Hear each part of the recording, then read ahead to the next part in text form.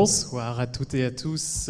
Bonsoir pour notre dernière émission de la saison. Alors aujourd'hui sur le campus FBS de Poitiers, nous avons le plaisir et l'honneur de recevoir deux personnalités exceptionnelles. Je vous demande d'applaudir notre premier invité, Monsieur Michel Hervé, président du groupe Hervé. Bonsoir. Je vous en prie, installez-vous.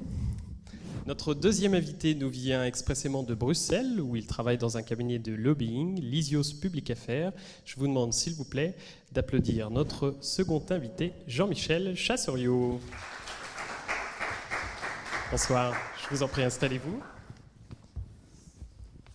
Je vous en prie, installez-vous.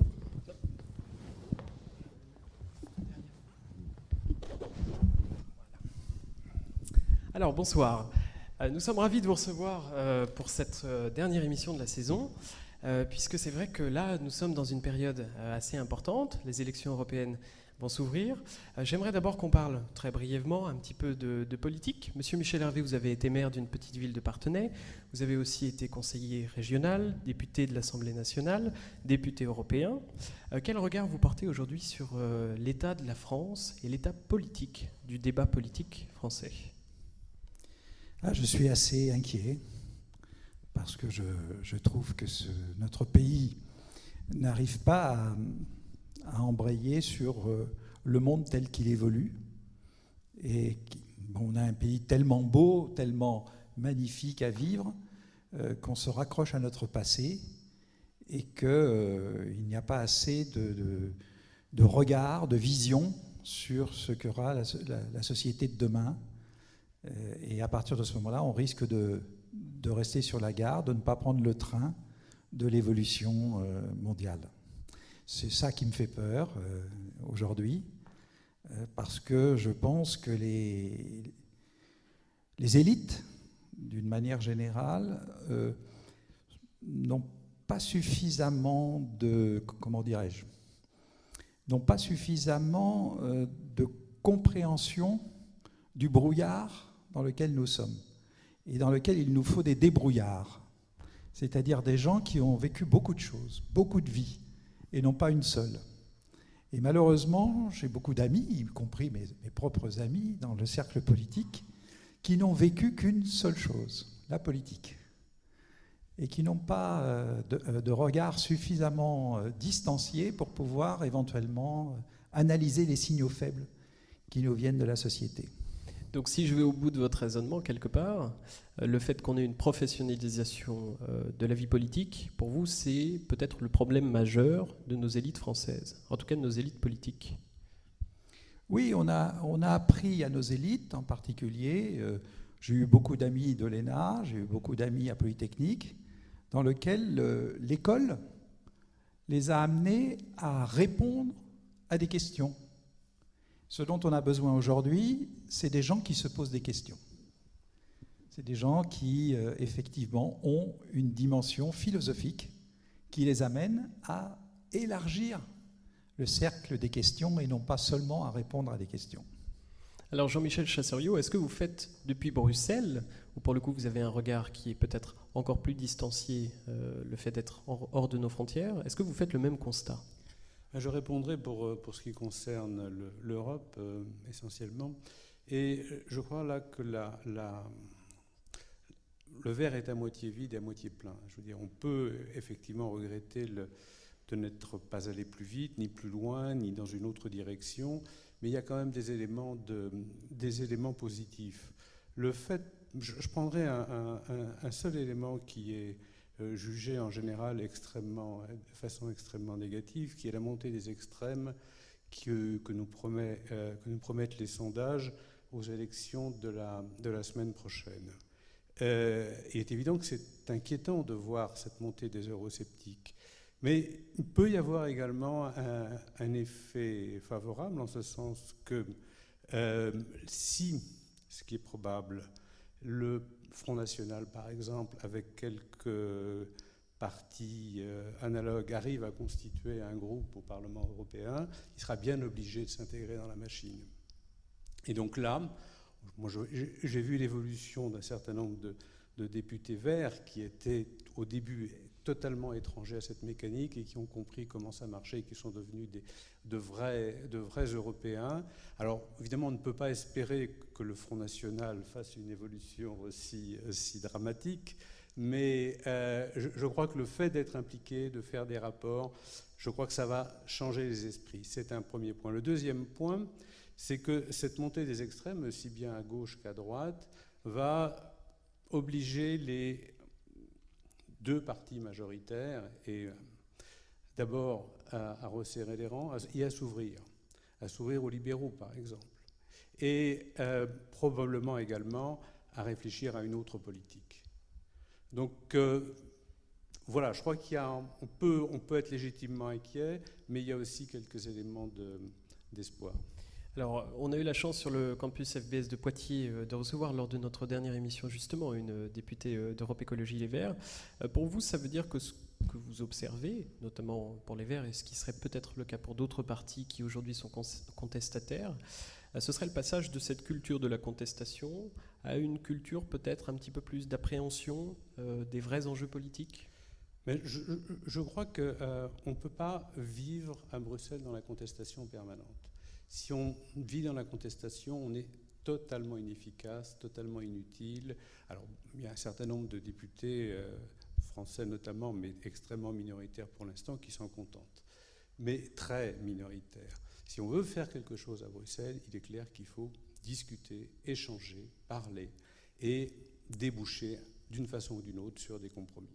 Donc vous pensez par là au travail en commission, où dans les commissions majeures, les Français sont peu ou prou représentés. Je pense notamment à l'industrie, à toutes ces commissions où les Français ne brillent que par leur absence. Alors ça, c'est autre chose. La répartition des députés entre les commissions, mais je pense que Michel Hervé connaît ça bien mieux que moi, obéit à des règles extrêmement complexes d'équilibre entre les partis et, d'une part, entre les nationalités et également à l'intérieur des partis. Alors, certains partis attachent une importance particulière à telle ou telle commission, d'autres moins, certaines nationalités. Mais le résultat que personnellement j'ai pu observer au cours des 10 dernières années, c'est qu'effectivement, les Français étaient relativement peu actifs dans certaines commissions qui sont d'un grand intérêt pour la vie économique et pour la vie de tous les jours, et qu'à contrario, je veux dire, là où il n'y a pas de Français, généralement, c'est des Allemands. Et sur les derniers sujets que j'ai vus, c'était espagnol, portugais et allemand. Ça, c'est clair.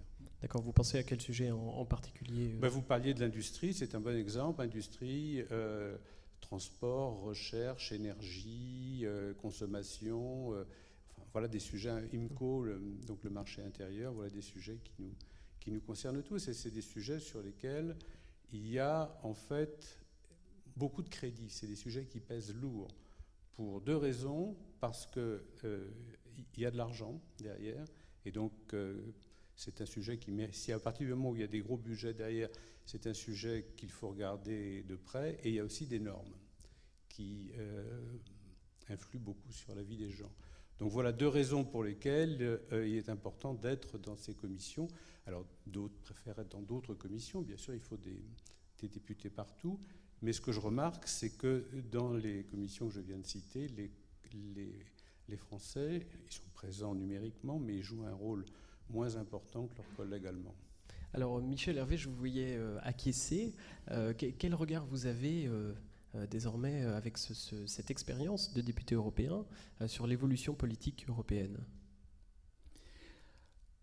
L'évolution politique européenne, en réalité, elle n'est plus seulement européenne, elle est véritablement une transformation mondiale, mais dans laquelle la culture européenne et la philosophie européenne, y compris celle d'Aristote, est extrêmement importante pour jouer un rôle à l'échelle planétaire.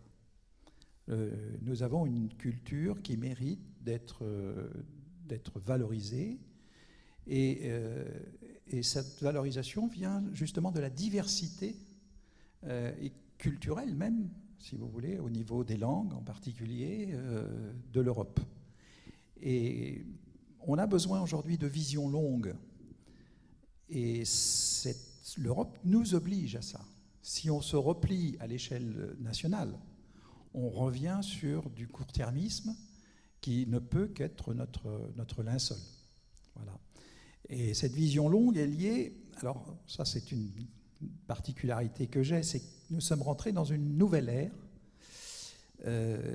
Il y a d'abord eu une ère dans laquelle on était dans la causalité, c'était pendant 5000 ans, entre moins 8000 ans et moins 3000 ans, c'est le néolithique, et pendant toute cette période, les hommes voyaient l'environnement, si vous voulez, comme faisant partie d'eux-mêmes. C'est-à-dire que tout ce qui arrivait était magique, un peu comme un magicien quand il met quelqu'un dans une caisse et puis soulève le rideau et la personne a disparu. C'est complètement magique. Et cette magie les obligeait à définir un être qui serait un peu sacré, au sens du sacrifice, qui serait le chaman, et qui leur permettrait, si vous voulez, d'être un petit peu comme si ici on désignait, je ne sais pas, ce jeune homme-là comme étant celui qui va être le pompier, c'est-à-dire s'il y a le feu, c'est le premier à aller se faire griller. Hein. Et ici j'ai un directeur là, de notre agence de Poitiers, c'est le premier qui va être mis en cause si les choses se passent mal ici sur Poitiers dans nos affaires.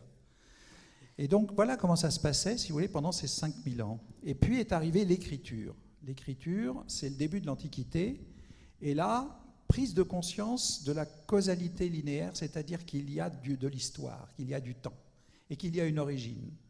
Avec cette histoire de l'origine, et donc le mystère de l'origine qu'on ne connaissait pas, c'était les dieux. Mais c'était aussi, si vous voulez, une forme de centralité. Et c'est le géocentrisme qui s'est développé pour comprendre la nature. On pensait que la Terre était au centre du monde. Et puis, on avait la science, le début de la science, avec cette dimension hypothético-déductive, c'est-à-dire qu'on commençait à avoir un raisonnement logique, linéaire, d'une cause qui construit une conséquence, etc. Bon, ça a bien fonctionné, si vous voulez, y compris cette centralité, y compris dans l'homme, où on pensait chez les guerriers que c'était le foie qui était au centre de l'homme, puisque c'était le centre des humeurs. Puis ensuite, quand on a eu les banquiers, on a pensé que c'était le cœur. Et puis à partir du siècle des Lumières, on a pensé que là, naturellement, Copernic nous avait dit, moi je pense que ce n'est pas la Terre qui est au centre du monde, mais c'est l'héliocentrisme, c'est le Soleil. Et à partir de ce moment-là, il y a eu une contradiction entre la science et la religion, et la science s'est développée.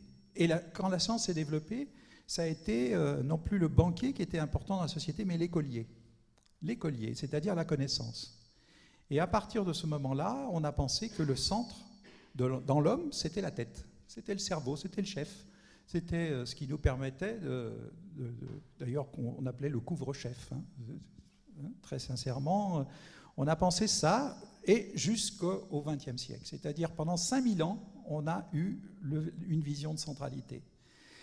Et l'année prochaine, ça sera le premier siècle où un savant qui s'appelait Albert Einstein a dit « Mais moi, je ne pense pas que le Soleil est au centre.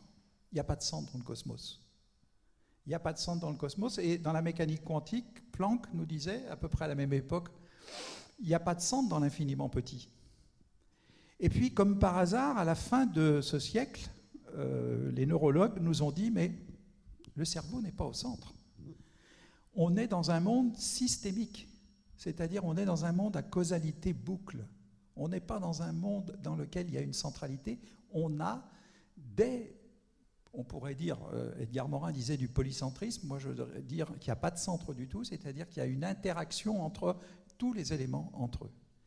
Et à partir du moment où on rentre dans ce monde acentré, parce qu'on est dans une causalité systémique, on s'aperçoit que les derniers à avoir compris ça, c'était les banquiers en 2008, qui se sont aperçus qu'effectivement, une banque pouvait disparaître. Mais la jeunesse, ce qui est amusant, c'est de voir que cette jeunesse d'aujourd'hui, la génération qu'on appelle Y, est une génération qui rentre complètement dans ce monde-là, dans ce nouveau monde. Et c'est ça la grande différence, c'est que ceux qui font de la politique, ceux qui sont à l'Europe, etc., c'est des types comme toi et moi.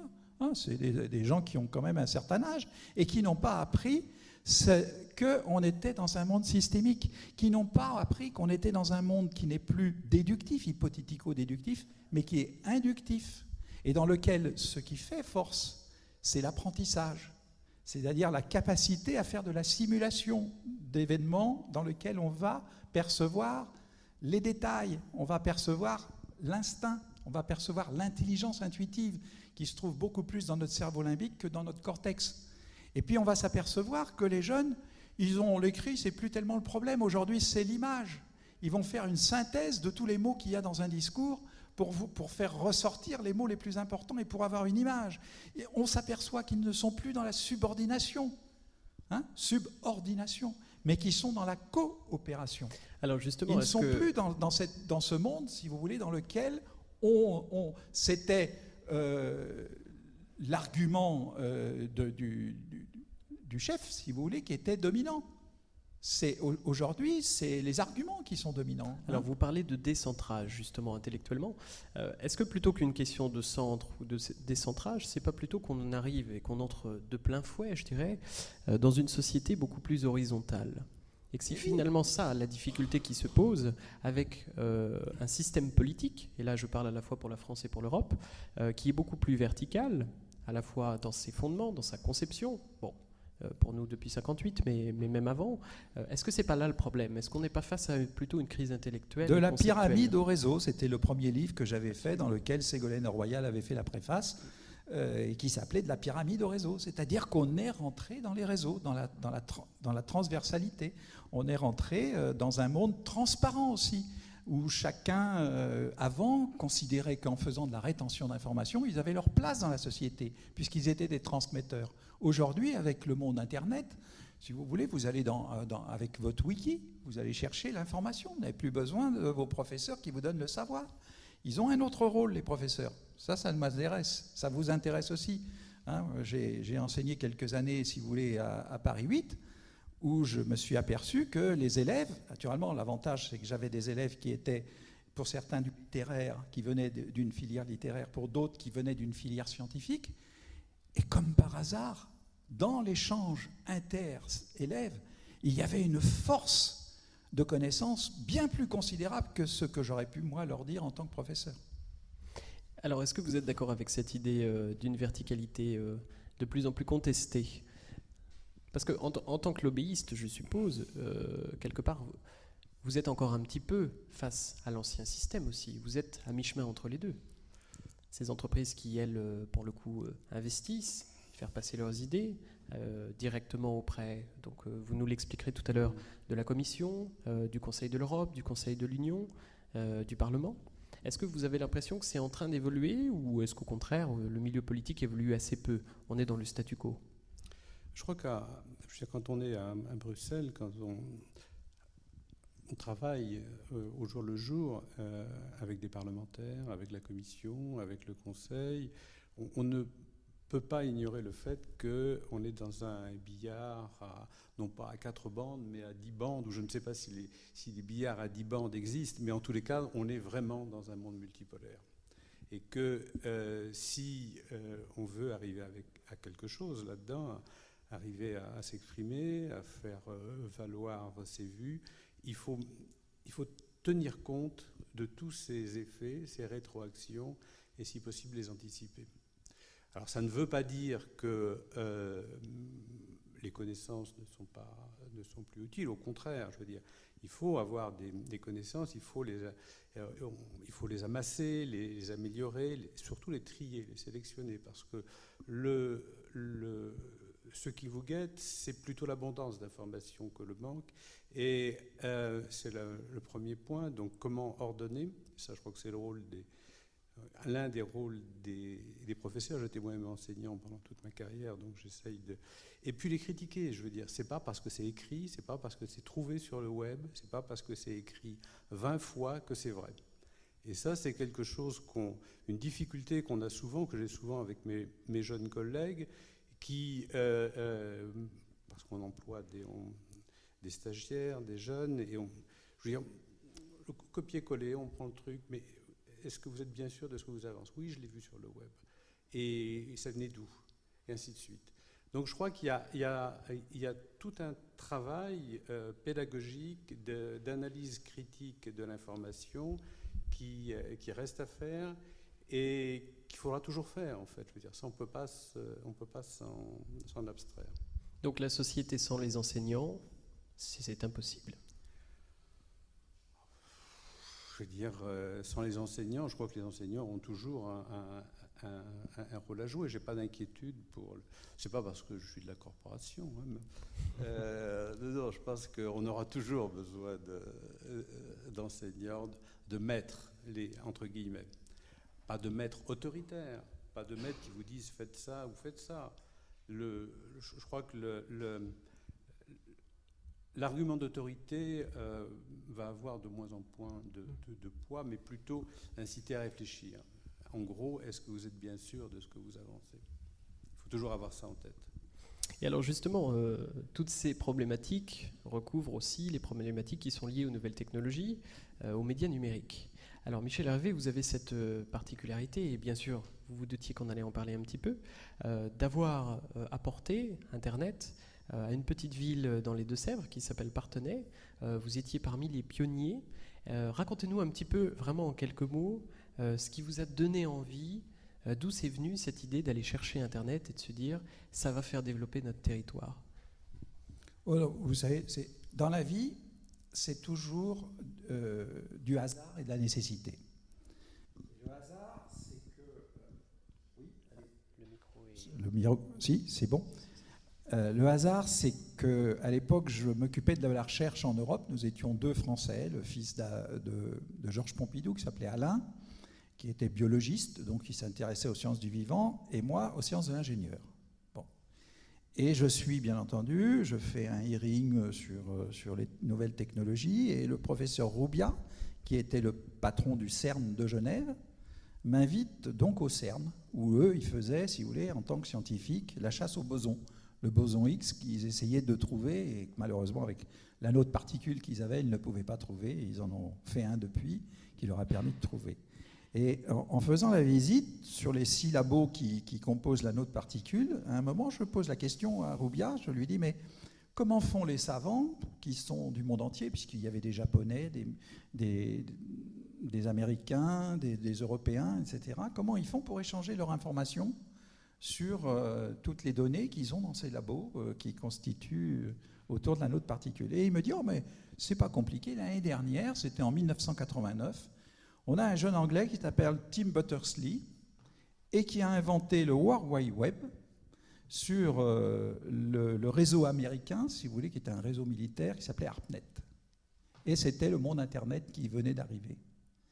Et j'ai dit, mais c'est génial votre truc là, mais l'intérêt, c'est de voir quel pourrait être l'usage, non pas à l'échelle mondiale, entre des savants qui sont, mais dans une ville, entre des gens qui sont dans des quartiers différents, qui ne se connaissent pas, etc.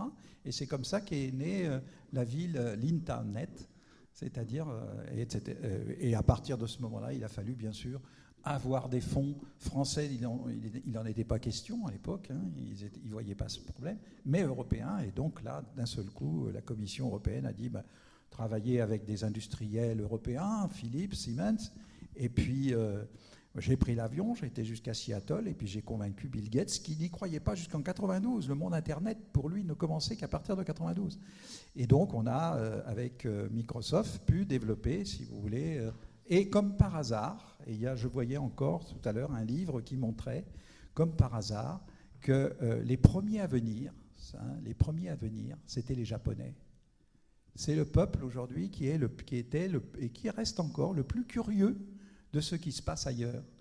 Et c'est ça le drame des Français, c'est que nous, on est tellement bien ici, c'est tellement beau, on a tellement d'histoires. Qu'est-ce que ça peut faire d'aller à l'autre bout du monde? Qu'est-ce que ça peut faire d'essayer de côtoyer les Allemands, les Anglais, etc. On reste chez nous, on est les meilleurs du monde. Qu'est-ce qu'on a besoin d'aller voir ce qui se passe ailleurs?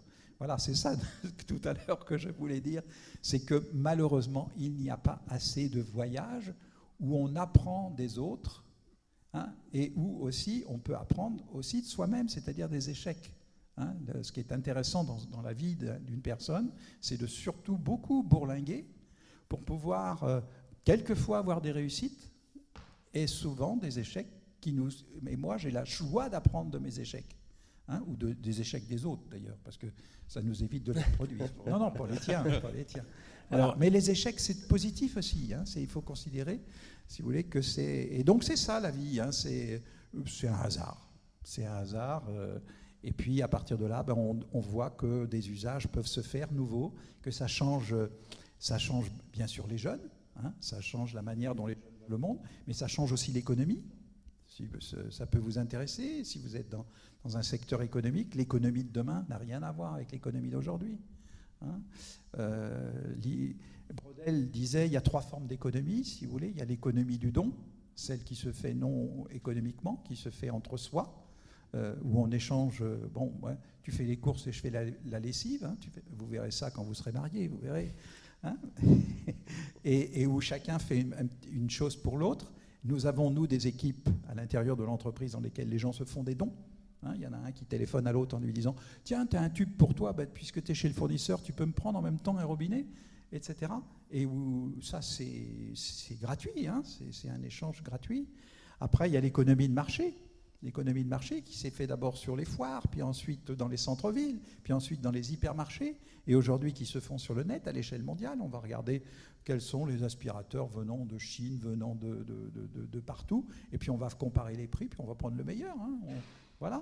Et donc on voit bien que ce commerce d'échange dans lequel on est dans la compétition est en train de se développer à une grande échelle.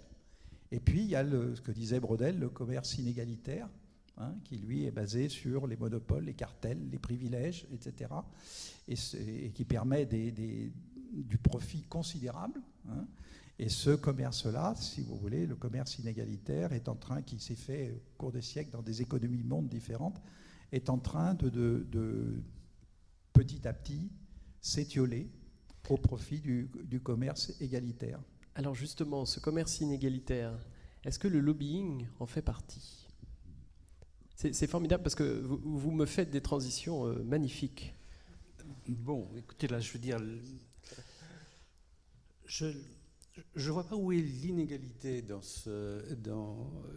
le métier, enfin dans le lobbying. Je crois que c'est d'abord un échange d'informations, un échange d'idées. Il s'agit de communiquer, d'apporter quelque chose.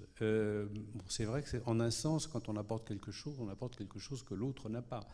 Mais c'est très courant dans la vie. Je veux dire, il n'y a pas de rapport de puissance. Il n'y a pas de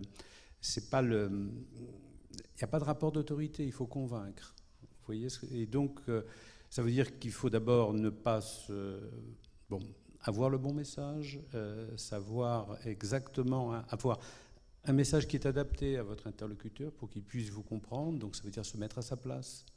Essayer de voir dans quel contexte il réagit, ses présupposés, et puis une fois il faut lui parler également au bon moment, au moment où il est réceptif, au moment où c'est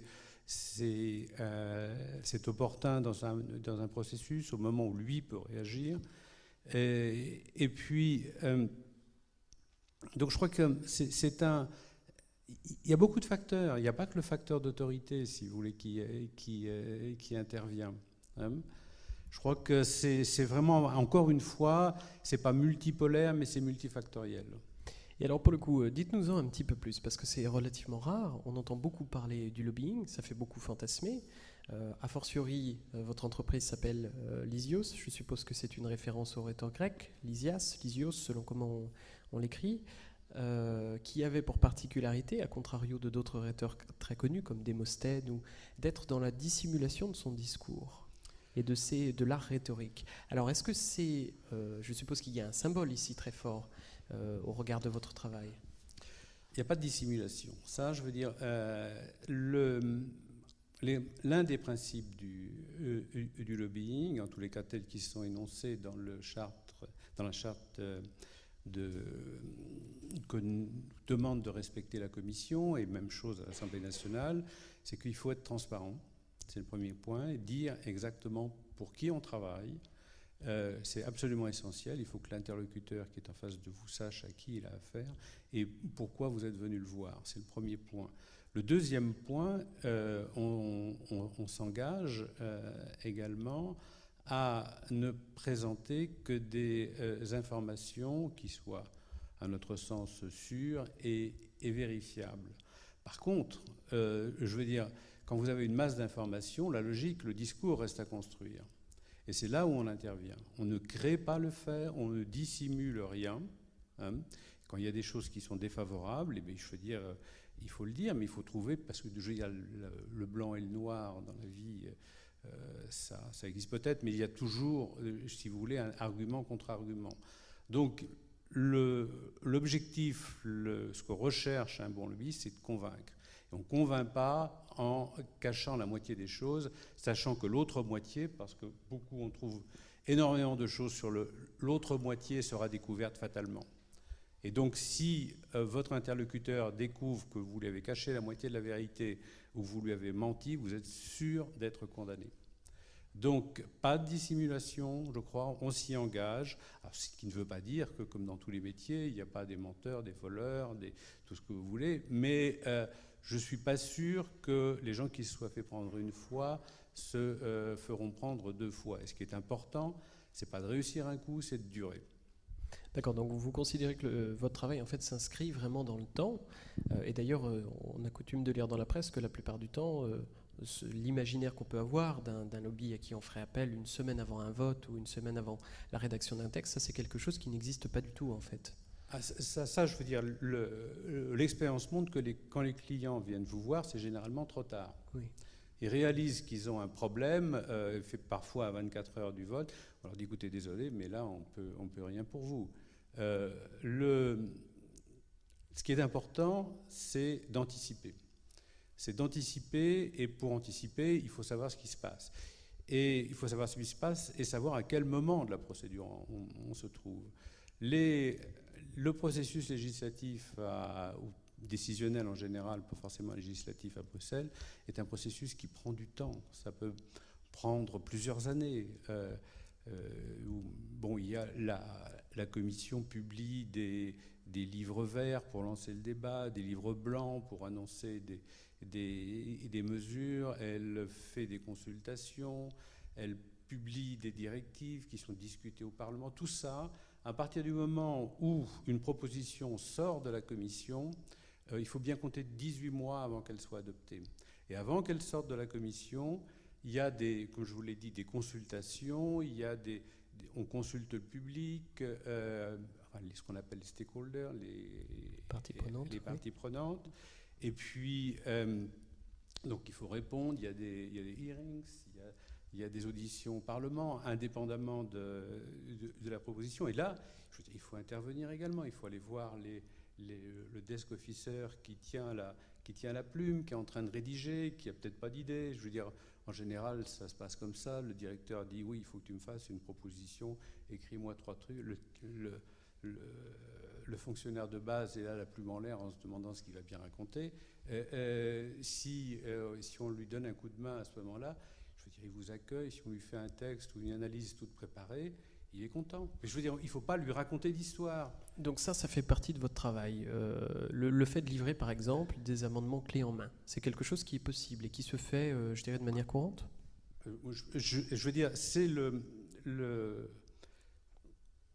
il y a un travail de préparation, comme je vous l'ai indiqué, qui peut durer 18 mois, 2 ans, et ainsi de suite, qui se traduit par ce qu'on appelle des position papers, ou des papiers blancs sans en-tête. Mais au bout du compte, ce que fait le lobbyiste, c'est de proposer de rencontrer un député et de lui proposer des amendements. Alors, il peut ne pas proposer d'amendement, mais ça veut dire à ce moment-là que c'est l'assistant parlementaire qui va l'écrire, ça l'embête, il ne sait pas exactement ce que vous avez en tête, donc il vaut mieux lui faire un travail je vais lui préparer le travail, donc un amendement avec des justifications, des justificatifs, il faut expliquer pourquoi on fait cet amendement. Hein, et alors bien sûr, ça c'est un peu sec, hein, je veux dire, ça tient sur une page, mais avant ça, il y a des notes qui font 10 pages, il y a des entretiens, Et puis, vous l'avez présenté à un député. Bon, il faut qu'il soit convaincu d'abord, lui, de le déposer. Et si possible, ce qu'il va faire, s'il trouve l'affaire intéressante, c'est de trouver des collègues de son groupe qui sont également intéressés et le déposer à plusieurs. Alors, ce qui se passe également, c'est que bien sûr, vous n'allez pas mettre tous vos œufs dans le même panier. Vous n'allez pas voir que le PPE ou que les socialistes, que les Verts ou que la gauche nordique ou les pirates. Donc vous allez voir à peu près tout le monde pour leur expliquer, les représentants de chaque parti, pour leur expliquer ce que vous avez en tête. Et parce que ce qu'il faut, c'est non seulement que l'amendement soit déposé, il faut qu'il soit voté également. Alors, donc vous allez voir les autres, et puis vous leur dites, voilà, là j'ai un amendement, je l'ai déjà soumis à tel autre, ça fait partie de la transparence, il peut le reprendre. Et ce qui est parfois un peu ridicule et qui sent là vraiment le lobbying, c'est quand on voit, par exemple, le même amendement sous la même forme déposé par deux groupes politiques différents. Là, on se dit qu'il y a un lobbyiste qui est passé qui fait derrière, bien son travail. qui est passé derrière. Mais il y a des cas où, je veux dire, moi j'ai vu des amendements amendements déposés à la demande de... Ça, je le sais, je veux dire, c'est un amendement que j'ai déposé, et voilà. Et donc, ces amendements, ils sont déposés. Alors, il vaut mieux les déposer auprès du rapporteur ou du rapporteur fictif, puisque c'est le rapporteur qui va rédiger le rapport sur lequel va se prononcer la commission. Bon, dans le meilleur des cas, c'est voté en commission, puis en plénière. Mais il faut également faire le même travail du côté du Conseil. Alors, du côté du Conseil, du côté du Parlement, c'est relativement simple, je vous l'ai expliqué. Du côté du Conseil, c'est beaucoup plus compliqué parce qu'il faut passer, donc les représentations des États au Conseil, c'est des représentations permanentes qui ne travaillent que sur instruction de leur gouvernement. Et les instructions du gouvernement viennent de Paris, et à Paris, elles sont prises en interministériel, en concertation interministérielle. Donc il faut aller voir le ministère concerné, faire en sorte qu'il soit suffisamment motivé pour ne pas se faire ramasser, entre guillemets, par le ministère des Finances, qui généralement n'est pas le plus moteur sur les sujets qui nous intéressent, de façon à ce que... Et puis ensuite, il faut que la position de la France, elle soit reprise par les 28 autres pays. Donc vous voyez que du côté du Conseil, c'est pas très facile. Et le Conseil sort de ces réunions à quelque chose qui ressemble au rapport de la Commission, qui est le texte de la Commission, enfin du Parlement, qui est le texte de la proposition amendée également. Et là, les deux se réunissent, le Parlement qui a amendé la proposition de la Commission, le Conseil qui a aussi amendé de son côté la proposition de la Commission, et la Commission, et ça fait ce qu'on appelle le trilogue informel, ou alors là, si vous avez un peu de chance, on peut également vous demander de rédiger des amendements de compromis. Donc ça veut dire que c'est un travail, en fait, d'abord sur le long terme, mais aussi très complexe en termes de nombre de personnalités que vous êtes parfois amenés à rencontrer, de type de travaux, à la fois sur la veille, sur l'écriture d'amendements, sur les échanges. C'est plus compliqué de faire du lobbying à Bruxelles qu'à Paris, par exemple? Plus. C'est beaucoup plus compliqué. On en fait plus aussi. On en fait plus. Et on en fait plus. C'est beaucoup plus compliqué. À Paris, c'est relativement simple. Je veux dire, il y a un parti en général majoritaire. Si le parti majoritaire est d'accord, ça va assez vite. Je veux dire, à Bruxelles, il y a deux choses. D'abord, le processus est complexe et vous ne maîtrisez pas l'agenda. L'agenda vous est imposé. À Paris, on peut influer beaucoup plus facilement sur l'agenda. C'est plus petit, évidemment, et alors que Bruxelles, non, ça c'est... Parce que en préparant cette émission, pour ne pas vous le cacher, j'ai relu des articles de presse qui mettaient en avant un petit peu le travail de votre entreprise, notamment sur le cas Academia. Alors, Pardon ? Acadomia, Oui. c'est un cas qui a un petit peu fait parler de lui fin 2009, puisqu'un député, je crois, UMP, avait proposé qu'il n'y ait plus d'aide, de soutien de la part de l'État, un soutien fiscal, sur tout ce qui concerne le parascolaire. Et très rapidement, semble-t-il, je crois que votre entreprise est intervenue, en tout cas ça a été dit publiquement, et puis l'amendement a été très rapidement canalisé, et puis rejeté en fait à l'issue des échanges. Je me suis posé la question en relisant ce cas, est-ce qu'à un moment donné vous vous dites pas que votre travail peut être en contradiction avec l'intérêt général ? C'est une question qui se pose, sachant qu'en face, on peut vous rétorquer, et à juste titre, qu'il y a la question de l'emploi. Et que Acadomia, par exemple, dans ce cas-là, aurait sûrement perdu beaucoup de clients et donc aurait été obligé de licencier une partie de leurs enseignants. Alors ça, c'est un vieux débat qui remonte en fait à Jean-Jacques Rousseau, je crois, qui distinguait l'intérêt de tous et l'intérêt général. Et l'intérêt de tous, c'est la somme des intérêts particuliers. Et Jean-Jacques Rousseau expliquait que c'est différent de l'intérêt général qui est le bien commun. Il faut voir que les députés, je parle des députés, mais enfin les décideurs publics en général, et en particulier en France, ont le sens de l'intérêt général. Je veux dire, la fonction publique en France, je crois que c'est une de ses forces. Moi, j'étais dans la fonction publique pendant très très longtemps. On a le souci de l'intérêt général. Et quand on est à Bruxelles, on a le souci de ce qu'on appelle la valeur ajoutée européenne. Donc, vos interlocuteurs, ils vous écoutent d'autant plus, et sont d'autant plus sensibles à vos arguments que vous ne mettez pas en avant des intérêts particuliers. Une réaction fréquente que j'ai avec des clients, je leur dis, écoutez, désolé, votre histoire, ça n'intéresse personne. Votre entreprise, tout le monde s'en fout. Par contre, je vais vous dire ce qui peut intéresser les pouvoirs publics, ce qui peut intéresser le Parlement européen, ce qui peut intéresser la Commission.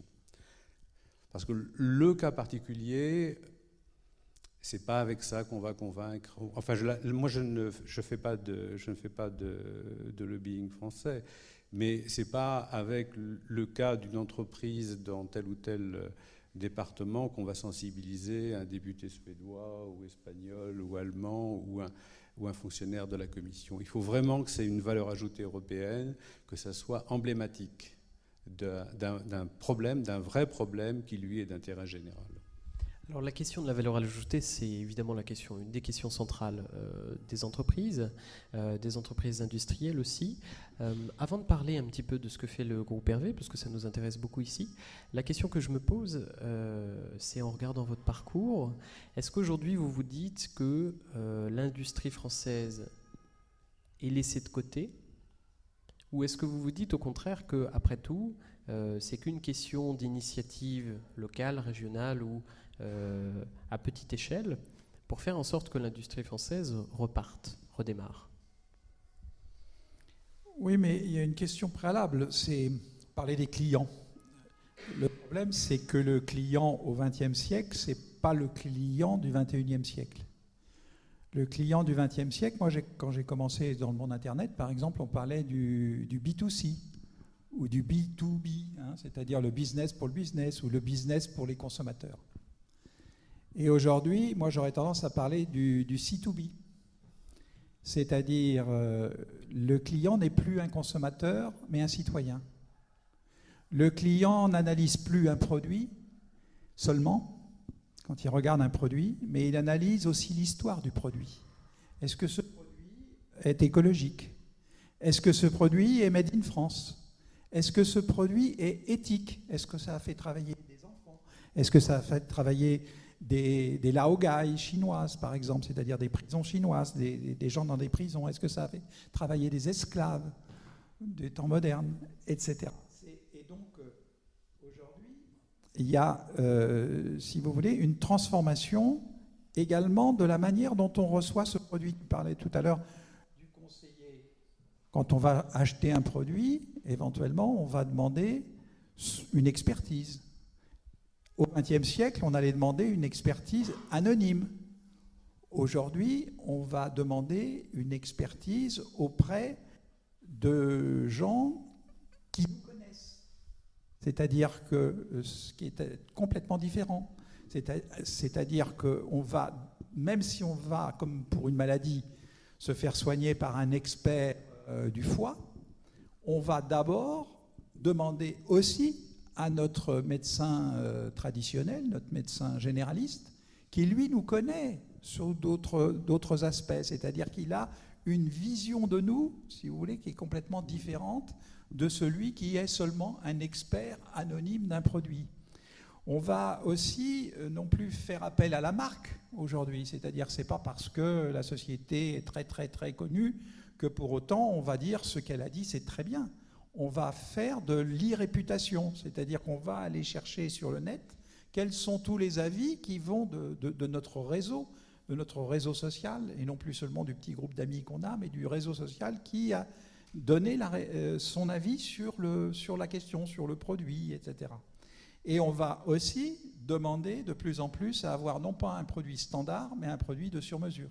Et on va aussi non plus demander seulement un produit pour le posséder, mais un produit dont on a l'usage. Et la transformation du produit pour le produit, si vous voulez, pour la possession du produit, et du produit d'usage, qui est complètement différent. À partir de ce moment-là, nous, on s'aperçoit qu'il faut des formes organisationnelles complètement différentes dans lesquelles on développe des formes de démocratie participative. C'est-à-dire que l'intérêt général n'est pas l'intérêt d'un seul. L'intérêt général devient l'intérêt d'un groupe, l'intérêt de ceux qui participent, si vous voulez, à la génération, à la communauté en question. Et donc, si une communauté est mondiale, pour un certain nombre de choses, on va avoir des lois à caractère mondial. Si on a une communauté européenne, on aura des lois à caractère européen. Si on a une communauté locale, on va avoir, si vous voulez, une expérience qui va être locale. Et à chaque fois, ce qui est important, c'est là d'avoir un produit qui donc pour nous n'est plus un produit dans lequel on a seulement, parce qu'on fait plutôt une société de services qu'une société de produits. Et moi je dis toujours, nous ce dont on a besoin c'est les 3 S. On a besoin d'un service, mais on a besoin aussi du serveur, et on a besoin de donner une surprise. C'est-à-dire que le client ne soit pas seulement content de son produit qu'il a demandé, mais on lui a apporté quelque chose en plus, un ravissement. Il avait demandé quelque chose, il a tout ce qu'il a demandé, mais il a en même temps quelque chose qu'il n'avait pas demandé, qui est de l'ordre de la créativité, qui est de l'ordre de l'innovation supplémentaire. Et là, le client est ravi. Et c'est ce ravissement qui, pour nous, est un élément clé aujourd'hui du client du XXIe siècle. Alors, vous parlez de démocratie participative. Je crois que, pour le coup, vous aviez déjà en tête ce concept-là il y a très longtemps, bien avant que ce soit sur la place publique. On a fait le premier séminaire sur la démocratie participative avec Edgar Morin, etc., qui s'appelait l'entreprise, la ville, l'Europe. Comment concrètement, en 1990. Comment concrètement vous arrivez à articuler toutes ces questions dans l'organisation de votre entreprise? Parce qu'on se dit souvent, quand on entend parler de ce concept ou de sociocratie, de tout ce qui permet à ce que d'autres êtres humains qu'un seul dirigeant prennent des décisions ou participent au processus de décision, on se demande toujours comment concrètement ça fonctionne.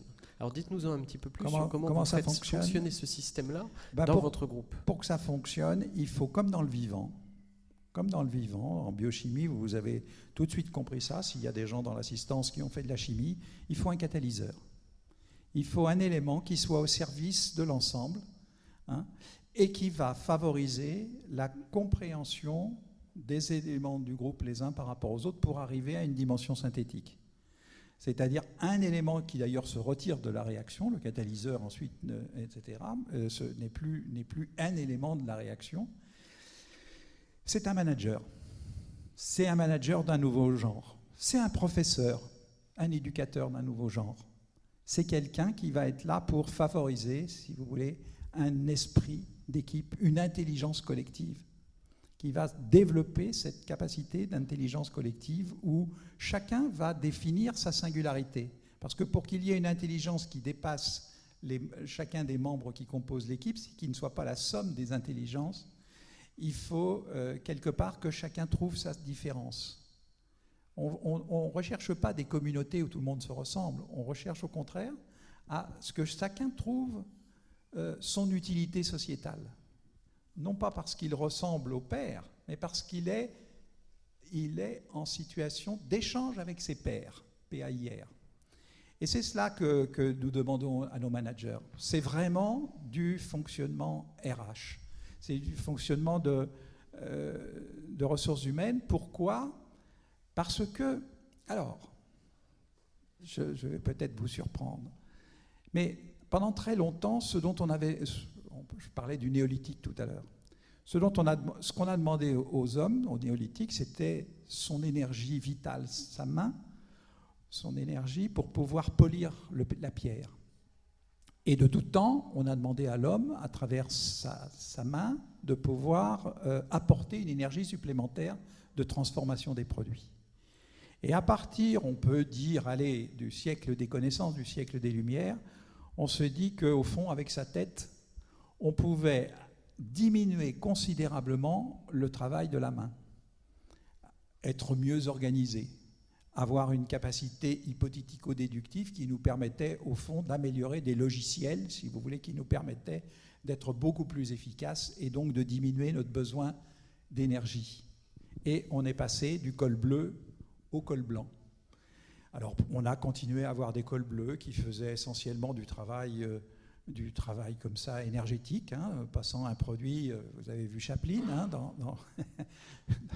Eh bien, ce travail, aujourd'hui, il est pris par des robots. Et puis, le travail de la tête, ce travail de col blanc, vous avez peut-être remarqué, mais moi, je le remarque tous les jours, c'est que nous faisons des logiciels pour éviter d'avoir à travailler du col blanc. C'est-à-dire tout l'hypothético-déductif passe là aussi dans la machine. Et donc, il reste quoi ? Il reste ce que moi j'appelle le col rouge. Le col rouge, c'est cette intelligence intuitive qui permet au toréador, avec sa muleta, de ne pas se faire encorner par le taureau. C'était le travail de l'artisan ou de l'artiste. C'était, historiquement, le travail qui était un travail tricolore, dans lequel l'artiste et l'artisan travaillaient de sa main, travaillaient de sa tête, mais aussi travaillaient de cette capacité intuitive d'analyser la création. C'est-à-dire qu'on n'est plus dans un monde de domination, dans lequel on aurait des élites cols blancs qui domineraient des cols bleus, etc.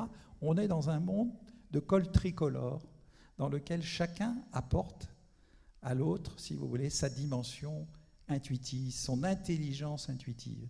Et c'est cette dimension-là qui, aujourd'hui, que je retrouve, moi, chez les entrepreneurs, chez les artistes, chez les chercheurs. Donc, tous ceux qui sont à la recherche du mieux-être.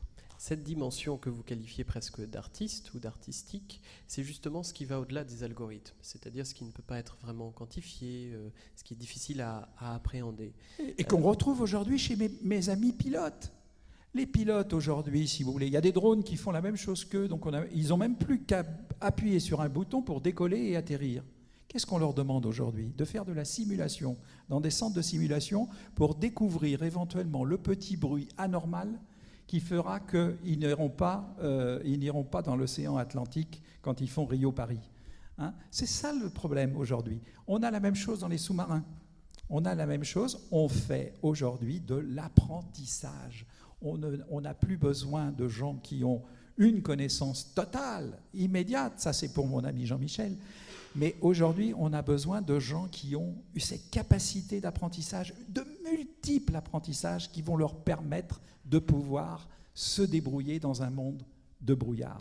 Alors justement, cette capacité d'apprentissage, au regard des institutions européennes, on parlait tout à l'heure de la démocratie participative, est-ce que c'est possible aujourd'hui qu'on ait des institutions qui apprennent à se démocratiser davantage ? Parce qu'on se pose souvent la question en ce qui concerne toutes les thématiques européennes, quand on pense à la Banque centrale, quand on pense à la Cour de justice, quand on pense...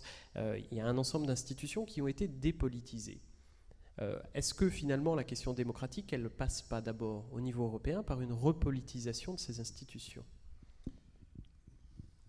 Je voudrais dire tout d'abord que le lobbyiste que je suis se sent tout à fait à l'aise dans le monde que décrit Michel Hervé, puisque, encore une fois, il ne s'agit pas d'amasser des connaissances, mais il s'agit en fait de faire communiquer. La base du métier, c'est la communication, faire en sorte que les gens se comprennent et non pas essayer d'imposer un raisonnement ou un langage. On est des traducteurs, on est en un sens aussi des catalyseurs, comme tu le disais. C'est-à-dire qu'on fait en sorte que la chimie fonctionne. Parce que il y a multiples exemples qui montrent que sans ce travail de fourmi, d'intermédiaire, les gens ne se rencontrent pas, les gens ne se parlent pas, et les gens n'arrivent pas à un résultat significatif. Maintenant, vous posez une autre question qui est plus vaste, qui est celle de la démocratie, qui n'est pas une question facile. Vous avez tout à fait raison, il y a un certain nombre d'instances qui se sont créées et qui se sont installées hors du politique. Hors du champ politique, oui. Vous avez cité la Banque centrale. Bon, la Cour européenne de justice, c'est un peu normal que la justice soit indépendante. Je crois que personne ne souhaite qu'elle revienne, qu'elle obéisse au pouvoir politique. C'est un des grands principes du XVIIIe siècle.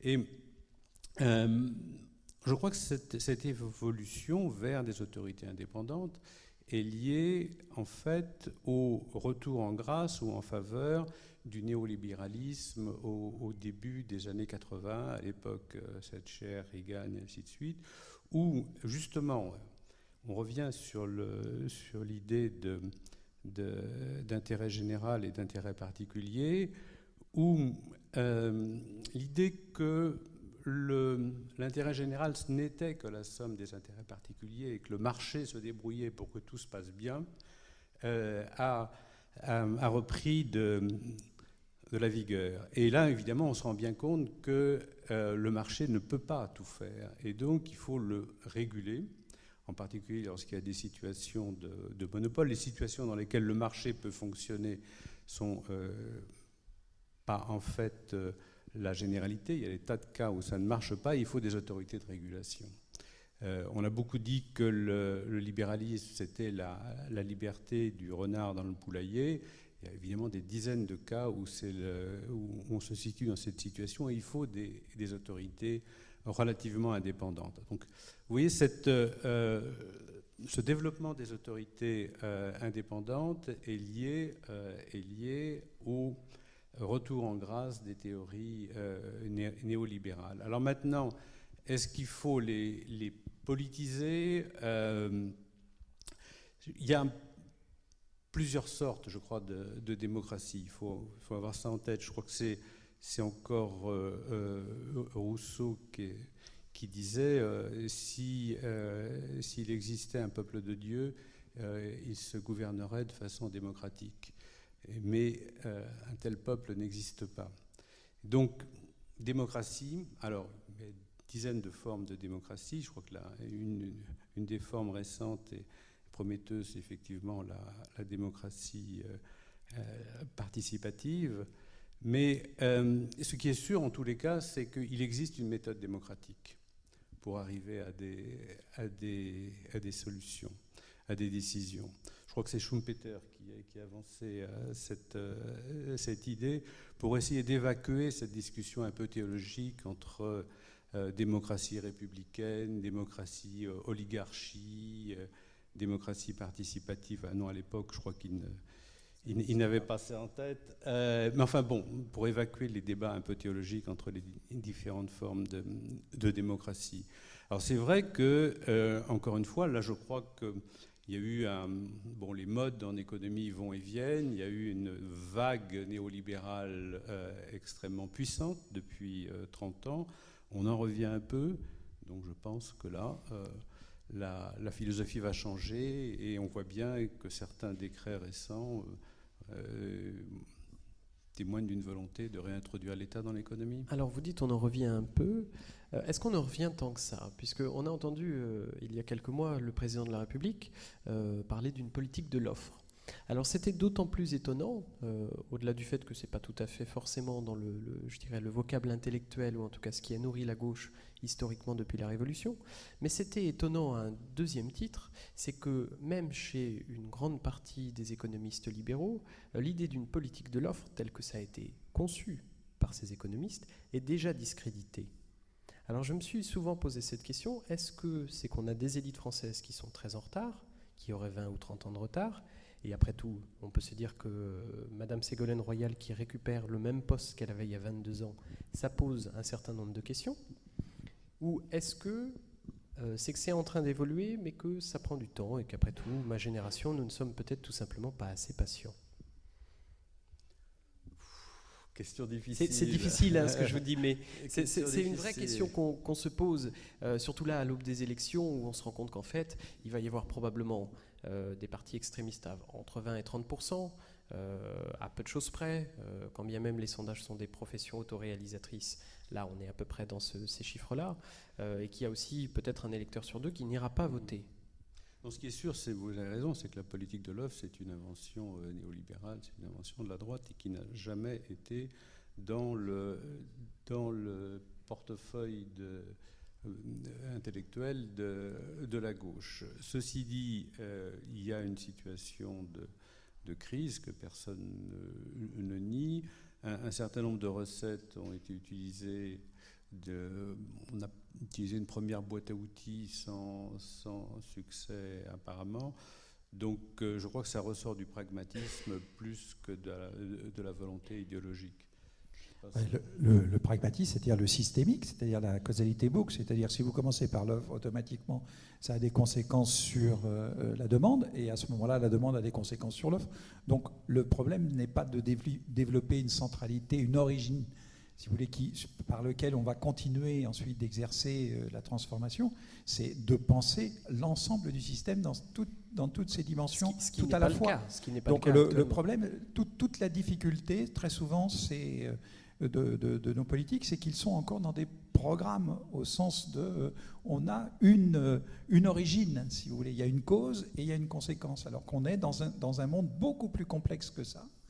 Et donc le problème est de travailler aujourd'hui à la transformation, et c'est ça qui, moi, me rend optimiste, si vous voulez, pour l'avenir. Tout à l'heure, j'ai commencé en étant pessimiste sur la politique, mais je suis optimiste, si vous voulez, sur la jeunesse aujourd'hui.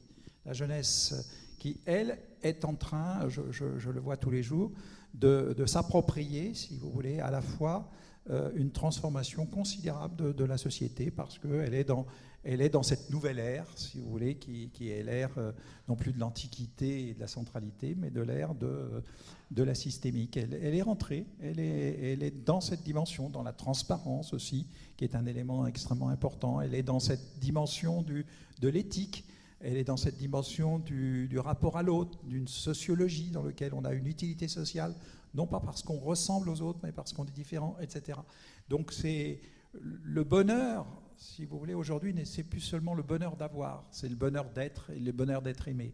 Ça, c'est quelque chose de nouveau qu'on retrouve dans la jeunesse d'aujourd'hui, et je pense que c'est ça qui donne quand même une espérance.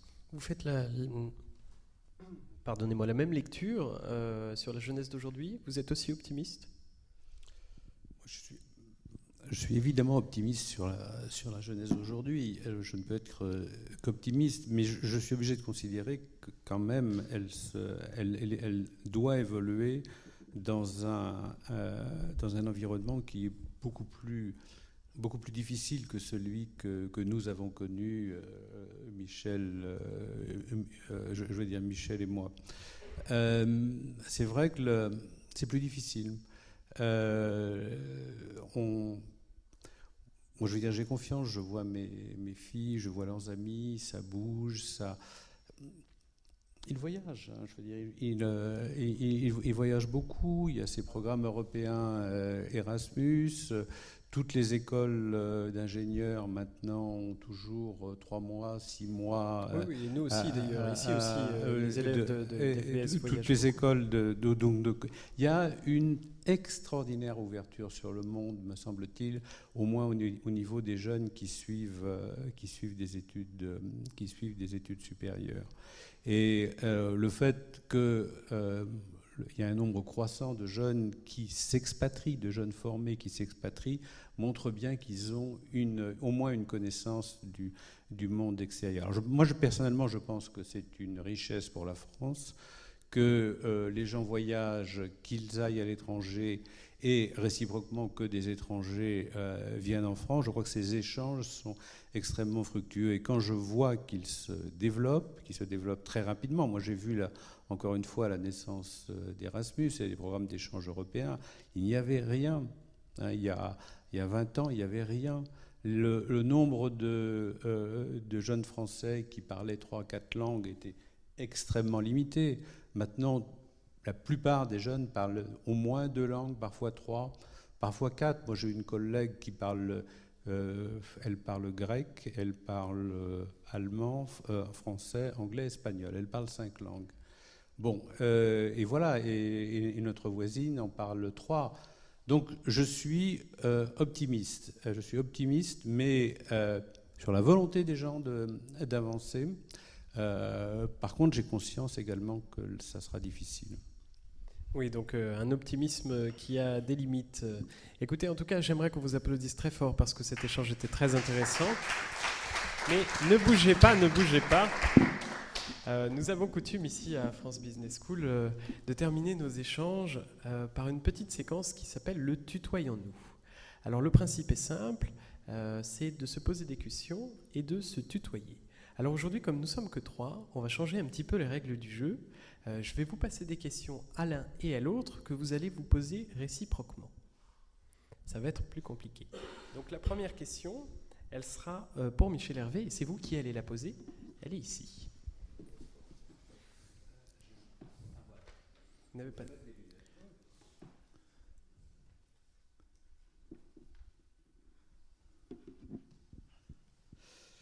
Michel Hervé, t'es branché démocratie participative. C'est toi qui as inoculé le virus à Ségolène ? Oui. Oui. Alors on va continuer, hein, on va faire dans l'autre sens. Sauf si vous voulez répondre, allez-y, hein, si vous voulez continuer un petit peu sur Madame Royal. Non. Alors la deuxième question. Hop. Sauf que elle n'écoute pas toujours. Hein. Donc elle ne met pas forcément les mêmes choses dans les mots participatifs. Alors, tu es passé par l'école normale supérieure. Tu te sens plutôt normal ou supérieur ? Je crois qu'à l'école normale supérieure, je n'étais ni normal ni supérieur, donc je ne me sens ni l'un ni l'autre. Supérieur en ce sens, certainement pas supérieur en ce sens que je suis rentré dernier à l'école normale supérieure et que j'ai dû en sortir dernier également, et absolument pas normal non plus, puisque au lieu de suivre une carrière scientifique comme la plupart de mes collègues, j'ai suivi une carrière plutôt diplomatique, politique et administrative. Donc, pour dire 2 mots, rappelons que vous êtes donc agrégé de physique et docteur d'État en physique également, et que vous avez travaillé comme attaché scientifique à l'ambassade de Londres, je crois. Attaché scientifique à l'ambassade de Londres, mais surtout j'ai pendant longtemps dirigé les relations extérieures du ministère de la Recherche et puis de certains autres organismes de recherche, ce qui m'a conduit à beaucoup voyager, à rencontrer des gens que Michel a cité tout à l'heure, comme Tim Berners-Lee et Carlo Rubbia. Alors, la question suivante. Continuez. Tu défends l'industrie française. Tu mets la même marinière qu'Arnaud Montebourg ? Non. L'industrie, ça sera par notre capacité à être innovant. C'est notre capacité d'innovation, c'est-à-dire notre capacité à coopérer les uns avec les autres, avec toutes nos intelligences, y compris celles de Normal Sup. Je tiens à dire quand même que la différence entre l'ENA, Polytechnique, dont je parlais tout à l'heure, et Normal Sup, c'est qu'à Normal Sup, tous mes amis qui sont à Normal Sup ont fait de la philosophie, c'est-à-dire savent se poser des questions. Alors, allez-y, la question suivante. Alors, tu as été attaché scientifique à Londres, tu as été attaché où? On t'a détaché depuis d'ailleurs. Hein. Donc j'étais attaché scientifique à Londres. Je venais d'une administration qui était l'Éducation nationale, le ministère de l'Enseignement supérieur, et j'étais donc détaché auprès des affaires étrangères. Et le métier d'attaché scientifique, donc sous l'autorité de l'ambassadeur, consiste à faire de la veille sur les événements, les développements scientifiques au Royaume-Uni et à essayer de renforcer les relations scientifiques et techniques entre le Royaume-Uni, dans le cas présent, et la France. Pour la dernière question. Tu as 25 entreprises, ça doit être le bazar sous ton bureau, non? Non, il n'y en a pas 25. Il y en a 25 qui ont le nom d'entreprise. Mais en réalité, il y a 190 unités qui s'autogèrent, 190 qui sont des petites entreprises en moyenne de 15 personnes. La moyenne est de 15 personnes. Ça fait au total 2850 et quelque chose, si on fait le calcul. Et parce que c'est l'équivalent d'une équipe de rugby, c'est-à-dire où les gens se passent le ballon les uns les autres sans qu'il y ait besoin d'un commandant. Donc vous êtes un patron qui ne travaille pas beaucoup. C'est ça que ça veut dire? Non, alors non, mais c'est intéressant votre question parce que souvent, effectivement, les managers, j'en ai un ici avec moi, les managers qui sont là pour que les gens puissent être autonomes et fonctionner en groupe, quand ça fonctionne bien, n'ont plus rien à faire. Et donc, c'est ce qui m'est arrivé, c'est-à-dire qu'au bout de 5 ans, j'ai commencé en 72 à développer cette entreprise, et puis au bout de 5 ans, je n'étais plus qu'à 50% de mon temps. À l'époque, il y avait Jacques Brel, il était parti dans l'Océanie, si tu te souviens, sur un bateau, et je m'étais dit, je vais aller aussi dans l'Océanie sur un bateau. Manque de chance, ou ça a été une chance pour moi, pas pour mon prédécesseur. Le maire de ma ville meurt. Il est décédé, oui. Le maire de ma ville meurt, et à ce moment-là, il y a les conseillers municipaux qui viennent me voir. Parce que vous étiez déjà. Non, j'étais pas. J'étais plus. J'avais été passé un peu adjoint avant pour voir ce que c'était. Ça m'intéressait de savoir ce que c'était qu'une ville. Et donc là, je n'étais plus dans la politique. Hein. Et ils sont venus me voir pour me dire est-ce que tu pourrais être maire. Et comme j'avais 50% de mon temps disponible, j'ai dit c'est formidable. Je vais prendre ce deuxième métier parce que. Et c'est ce que je conseille à tous mes managers qui n'ont plus rien à faire, comme vous dites, et qui, à partir de ce moment-là, font autre chose. Donc j'ai fait ce nouveau métier. Et là, je me suis aperçu d'une chose, c'est que les gens pensant que j'avais beaucoup d'occupations à l'extérieur avec ce métier, ils ont fait ce qu'on appelle de la subsidiarité entre pairs. C'est-à-dire qu'avant de venir m'ennuyer pour me demander mon avis sur telle et telle question, ils allaient d'abord demander à leurs collègues.